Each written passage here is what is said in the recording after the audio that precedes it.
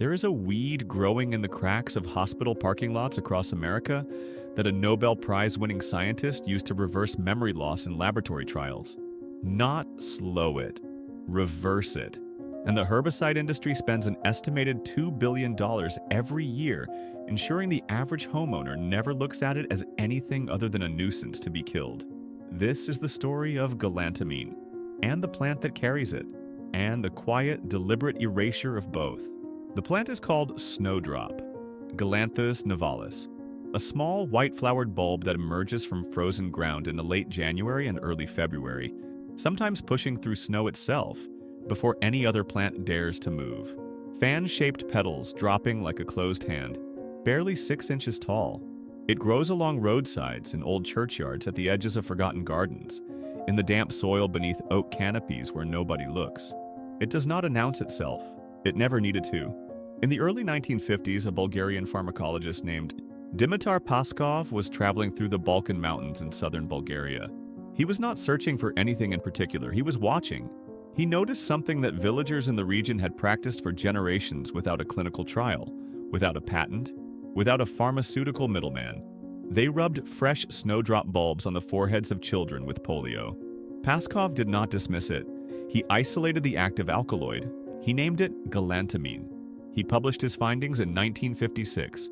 Within a decade, Soviet-era pharmacologists had developed it into a treatment for nerve damage, paralysis recovery, and early cognitive decline, and it entered clinical use across Eastern Europe as a prescription medicine. The West took almost 40 years to notice. Then came the scientist. In 1993, a Swedish researcher named Lars Olof Wallund at the Karolinska Institute began examining galantamine's specific effect on acetylcholine, the neurotransmitter responsible for memory formation, attention, and learning. The Alzheimer's brain destroys the enzyme that breaks acetylcholine down, but it does so in a way that progressively starves neurons of the signals they need to function. Galantamine works through dual action. It inhibits the enzyme acetylcholinesterase, preserving acetylcholine levels in the synapse, and it directly stimulates nicotinic receptors in the brain, enhancing signal transmission independently.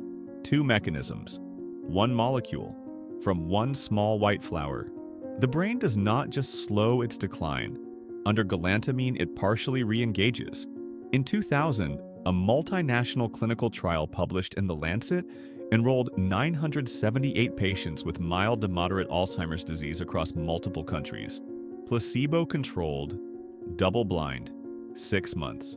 Patients receiving galantamine showed a 3.9-point improvement on the ADAS-Cog scale, a standardized measure of cognitive function. Placebo patients declined by 1.4 points. The net difference was 5.3 points. In neonatal Alzheimer's research, 3 points is considered clinically meaningful, a 5.3-point separation from a compound that grows in churchyards. In 2001, the FDA approved a synthetic pharmaceutical version, Razidine, manufactured by Johnson Pharmaceuticals. A 30-day supply runs between $400 and $600 depending on dosage and pharmacy. Janssen holds the patent on the delivery formulation. Not on the molecule, galantamine itself cannot be patented because it exists in nature. But the formulation, the dosage schedule, the extended release capsule, these can be. And they are. Galanthus nivalis extract, standardized to galantamine, is available as a supplement for $18 to $35 per month. The same compound, fractions of the cost. But here is where the story fractures. In 2003, a researcher named John Lilly at the University of Southampton published a finding that stopped the botanical community cold. He had been surveying wild snowdrop populations across the UK and found that harvesting from wild plants was becoming increasingly difficult, not because the plant was rare, because it had been systematically eliminated from managed landscapes. Municipal herbicide programs, suburban lawn maintenance, the standard horticultural classification of Galanthus as a non-commercial bulb, meaning it received no agricultural protection, no land use consideration, no economic status that would cause a local government to think twice before spraying. In the United Kingdom alone, an estimated 60% of historic snowdrop colonies were destroyed between 1950 and 1990, precisely the decades when galantamine research was quietly accelerating behind closed laboratory doors. The herbicide sprayed to kill it, Chloropyrifos-based compounds, organophosphates, chemicals that inhibit acetylcholinesterase, the same enzyme galantamine was protecting. They were killing the plant that protects the brain with a chemical that attacks the brain. To keep lawns uniform, the pattern repeats. Saw palmetto removed from the U.S. Pharmacopoeia in 1950 without explanation, while a $600 million synthetic alternative was built around it. Purslane, the omega-3 rich weed, systematically poisoned off American lawns while fish oil supplements became a $2 billion industry. Fava beans carrying natural L-Dopa, identical to Parkinson's medication, quietly bred out of the Western diet while pharmaceutical levodopa climbed past $1,200 a month. The plant does not fail. It is never allowed to succeed. Abundance does not require control. That is precisely why it gets controlled. The Nobel connection is not a metaphor. Paul Greengard won the Nobel Prize in Physiology or Medicine in 2000, the same year that Lancet trial published, for his decades of work on signal transduction in the nervous system, specifically the mechanisms by which neurons process and transmit information. His foundational research on protein phosphorylation and the dopamine/acetylcholine axis provided the theoretical framework that explained, retroactively, why galantamine worked as precisely as it did. He did not study snowdrops directly, but the Nobel machinery that validated his work, the science of synaptic signaling, is the same architecture that galantamine manipulates. Without Greengard's framework, galantamine would have remained a folk remedy with no credible mechanism.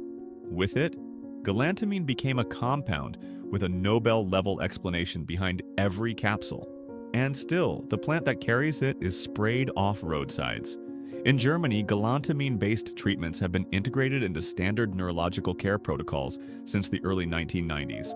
In Bulgaria, the country where Paskov first isolated it, snowdrop cultivation for pharmaceutical extraction became a regulated industry, protecting wild populations while meeting medical demand.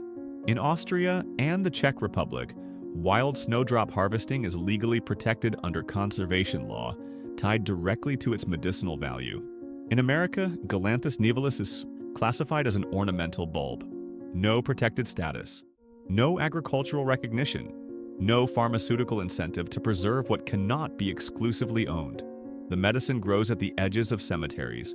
The drug that mirrors it sells for $500 a month inside the pharmacies built near those cemeteries. There is something specific about the snowdrop that makes this erasure feel almost deliberate.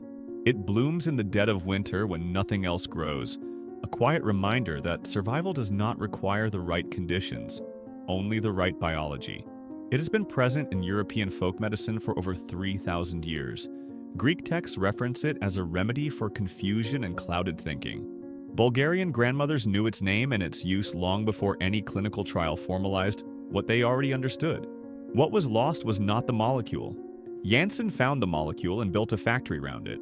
What was lost was the knowledge that you did not need the factory. The snowdrop still grows.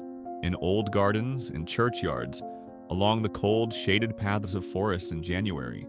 It is small and white and silent, and it has been offering the same chemistry for longer than any pharmaceutical company has existed. It does not need recognition to keep growing. It just waits for hands willing to remember. If this vault opens something for you, subscribe to our channel and hit the bell. Every like and every share preserves what they try to erase. The next vault opens soon.